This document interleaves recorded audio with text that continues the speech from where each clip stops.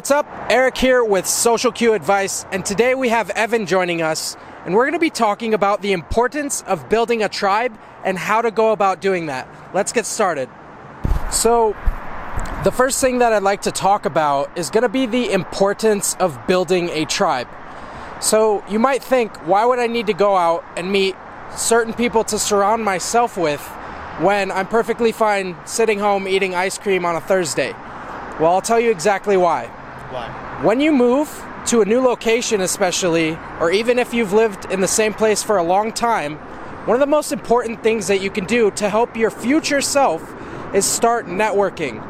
And you want to be going out, meeting certain people that not only are going to benefit from having you around, but are going to be able to enhance whatever it is you are pursuing and get you there faster without much effort on their part. This is bringing in people that naturally help you out. One of the most important things when it comes to building your tribe or social circle is stop putting yourself in situations where there's no way you could meet people with similar interests as you.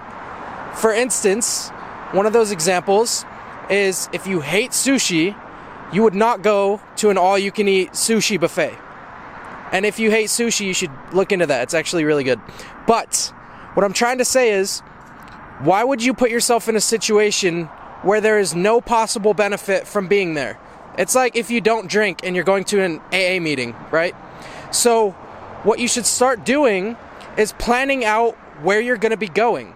Instead of going out drinking at a random bar, you could plan, hey guys, tell the certain friends you might have at the moment, let's go out to this location. We're going to meet these types of people there, and on top of that, you go out with the sole purpose of making a certain amount of connections that night, and you execute that. Next thing you know, you'll have a little book full of contacts that benefit from you contacting them, and also likewise the other way around. I also think if you want to take another step back from it, it's looking at your social life as pretty much a business and having a goddamn plan. A lot of people, me included, for the majority of my life, I looked at the friends around me, the people that I was interacting with, as, this is kind of what I'm stuck with. One of the things I notice about a lot of people that seem to have a little too much time on their hands, or they're feeling a little isolated, I ask them, how many times a week are you going out to events where the demographic of people you're trying to meet are there? How often do you plan this out and go there and meet these people? And I hear, I play Call of Duty. I talk to tons of people on there. I'm like, are those people entrepreneurs? Are those people chasing the same things that you are? Are they passionate about the same thing? You might have one common interest, but that doesn't mean that is a good social circle to have. I love Call of Duty, by the way. If your goal is to meet people who have a wonderful KDR, well then, you go play a lot of Call of Duty. If your goal in life is to make a fuck ton of money, you go meet another genre of people. And how do you do this? Well, it's not by sitting on Xbox Live, it's by planning, okay? And I'm gonna take this shit a step back into the sense of you need to look at your social life as a business. You need to look at your dating life as a business. You need to look at your money life as a business. You need to look at your health as a business, okay? You have a certain finite amount of time, and you need to be able to allocate that, give some bandwidth of that, because we're all gonna die. I'm gonna die, Eric's gonna die, you're gonna die, sorry to say, happy to say, whatever it might be, we're all gonna die, and because of that, we have a limited amount of time, and therefore, every single aspect of our life has to be run like a business. If I were to be running a business on a social circle, which technically I am, what I like to do is I sit down and I literally write with a pen on a piece of paper the type of people that I would want to meet. I write them down. I write down what they offer, what their strong points are when it comes to their social skills. I write down what to look for so that when I'm out and about and I see that, I can swoop in and I can offer value to that person. That's another really important thing that you need to sharpen. Not only learning how to see value, but learning how to offer the same amount or more value when you're meeting a person. And that creates a beautiful synergy where both of you are flourishing and thriving just because you want to create a circle where everyone benefits. 100%. And it's going to take time. Anything that is fruitful, you need to invest a certain amount of time. say you had a bunch of fast food in front of you, you're at a buffet, and you've got all this fast food in front of you, and it's terrible, it looks good, it's pizza, it's, you know, French fries, and all of that gets cleared out by the staff, and you're just sat there and you've got like vegetables, nice vegetables, really good for you, and you've been putting this off. You might not like eating vegetables, but the point is, fuck vegetables. Once all of that is out of the way, what you truly need to focus on, and you might not even want to admit this, is clear as day. Those choices that you've been putting off are going to become very clear. And one of those things is going to be overcoming social anxiety, which I have a really awesome video about on my channel. But once you overcome that social anxiety, you'll be able to, again, walk up to people. You'll be able to recognize value and offer it back to them. And to touch on that, what Eric was saying about taking the time to research who specifically you want to come into contact with. When I moved to Vegas, I literally made an Excel spreadsheet. It's got name, occupation, how we met, compliance level, value I add, and also a value that they add. It's an Excel sheet. It's probably got 200, 300, 400 contacts in there.